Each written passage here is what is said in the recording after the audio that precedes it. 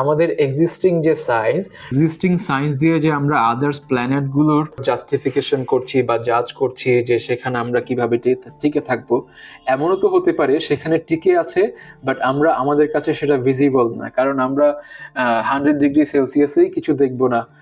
সেখানে 400 ডিগ্রি সেলসিয়াসে দেখা যায় কিভাবে, প্রয়োজন হয়নি রিসার্চ করার, আমরা করিনি, দ্যাটস ওয়াই হয়তো জানি না। এই বিষয়ে আমি আলাদা একটা কন্টেন্টে যদিও বলেছি, কিন্তু আমাদেরকে এই সেফেস্ট জোনে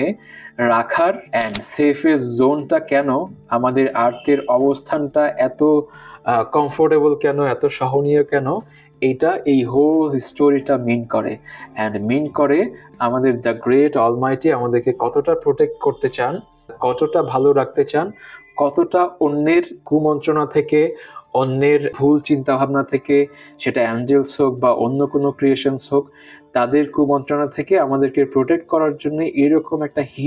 হিডেন জোনে রাখা হয়েছে। অ্যান্ড যেটাকে আমরা আর্থ নামেই পেয়েছি, আর্থ নামেই চিনি, যেটা আমাদেরই মাদার নেচার অথবা আমাদেরই মাদার প্ল্যানেট আমরা বলতে পারি।